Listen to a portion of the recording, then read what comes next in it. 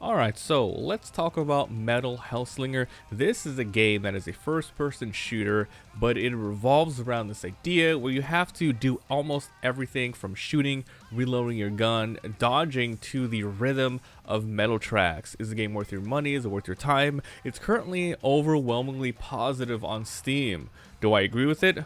Well, I'll let you know. I'll start with the story, the gameplay, and then my final thoughts. But let's begin with a little bit more about the game. So it was developed by The Outsiders, and it was published by Funcom. It's currently going for $29.99 US, and it's single player only, Steam achievements, partial control support. I highly recommend playing with keyboard and mouse though. That's where like you can be incredibly accurate with this, and Steam Cloud. Now, the game is kind of narrated by Troy Baker. It has lots of metal music. Some of the artists are like Bjorn Strid from Soilwork, Matt Heafy from Trivium, and I think one of their biggest names here is Serj from System of a Down. So, also, I was really worried about this during my playthrough, but I'm reading here now.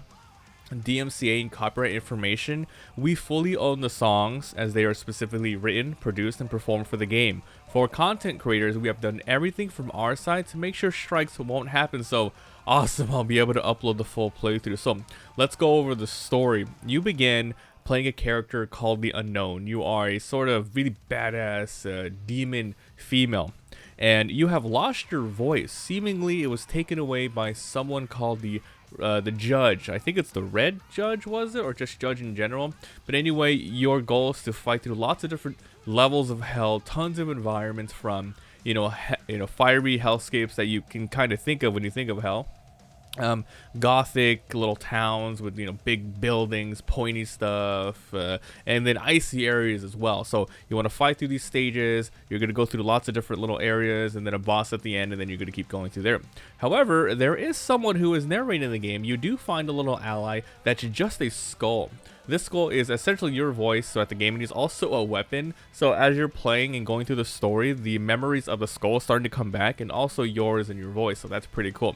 So that's the story, nice and simple, pretty much a revenge plot. But yeah, the demon chick is really cool. I love the design.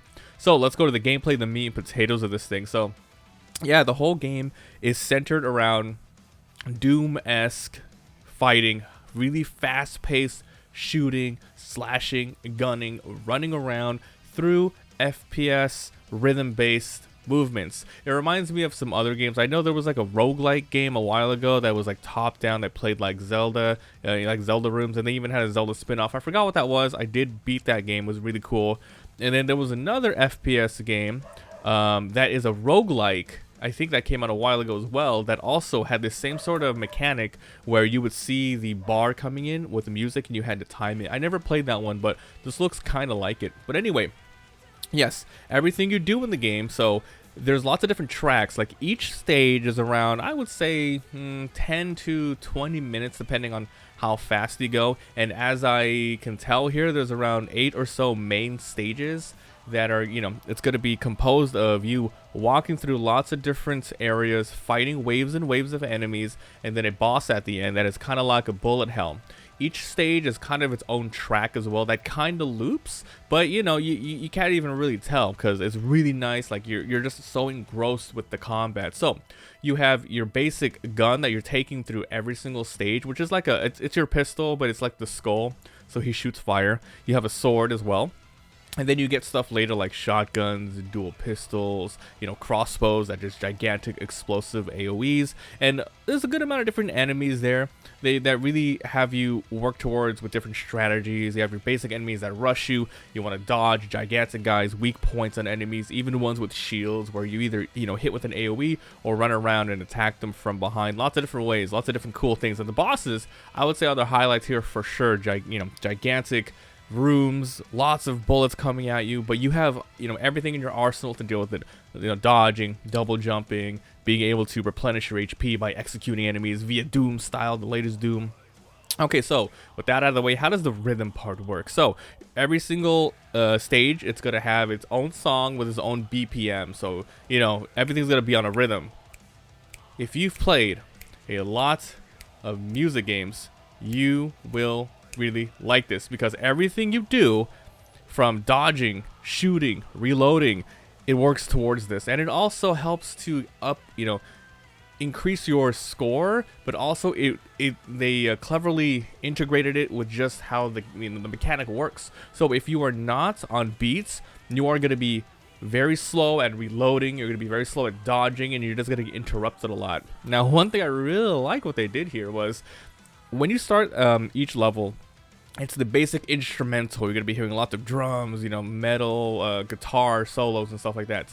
But when you get to your multiplier at a very, very high multiplier, that's when the lyrics kick in. And I think every single song I've heard so far, if you get it all the way up, they have lyrics, and then it really hypes you up. It's a nice incentive to keep it going. And yes, these songs are really nice. I kind of want to download, the whole soundtrack. But yes, they did a really good job making sure everything is smooth, like extremely smooth, and each weapon feels different and plays to the beat differently.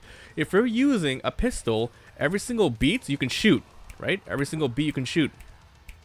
If you use a shotgun, you fire, you fire, and then the beat keeps going, right? So you fire, fire, fire. That is the rate of it, right? And then there's like really crazy ones later where the beat goes like this. Fire, fire, wait, fire, fire, wait, reload, reload, fire, reload, stuff like that. So every weapon feels a little different, and you can change your loadout before you go in. So like I said, you're always with a skull, you're always with your sword, and then you're always with one of the weapons that you like, any one of the two weapons that you bring. So it's really, really cool. You can switch between them on the fly. It's so smooth, and the game really, highly recommends that you really switch weapons out on the fly, so you can execute and heal. Every weapon also has a special ability, so if you attack too many enemies, you charge them up, and you keep the sort of bar between each of your weapons, so you can charge up your special on one, switch over to another, and then when the situation calls for it, switch back to the weapon that's already charged up and go from there. So it's not gonna blow your mind or anything. It's not like a gigantic 40-hour campaign game. I would say that this will, take you, honestly, just a couple of hours. It really will just take a couple of hours, not that long. If you do, you could probably play it in one sitting. Maybe I would say 6 to 10 hours, because not only are there just the 8 levels you can do, there's different sorts of submissions in between called torments.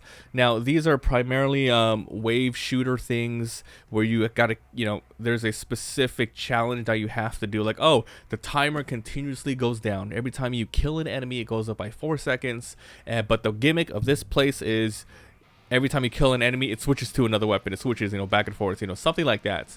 If you are able to complete that mission, you're going to be unlocking sigils. These are special abilities that you can equip at any time, for your regular missions, and they really help you out. Like, oh, if you get hits, maybe you have a grace period for 1 hit so it doesn't destroy your multiplier. If you reload your gun, you have, powered up ammo, etc. So that's the game. It's just a really, really good game. Amazing music. It is so smooth. I can't really say how it plays on the controller. I've never tried it on there. The keyboard and mouse was so good. And I would have to say the performance, a lot of stuff going on, really nice environments, but the performance was really good here. It was running at a buttery smooth 60. You can go unlimited, of course, but yeah, I'm also very happy. I said at the beginning, I learned that the DMC, hopefully it's no copyright strikes. I'll be ready to upload the full thing on the Let's Play channel. But yeah, it's a really, really good game. It's short and sweet and just a solid experience. If you played all through Doom, you're gonna like this game. You are really gonna like this game. So that's it. Metal Hellslinger, highly recommended. A very good game. So if you enjoyed, leave a like. It helps a lot. If you haven't already, subscribe for daily videos. If I didn't say anything you wanted to know about the game, just let me know down below. I'll try to answer it. If you are one of those who have played this game beforehand, let us know your take. Maybe some things you didn't like, maybe some things that I didn't mention, you're like, hey, you really gotta talk about this, etc. Also, if you want to see the Let's Play, link down below to the Let's Play channel. Come by Twitch, where I'm going to be streaming this and lots of other games. Thanks for watching, and I'll see you guys next time. Bye.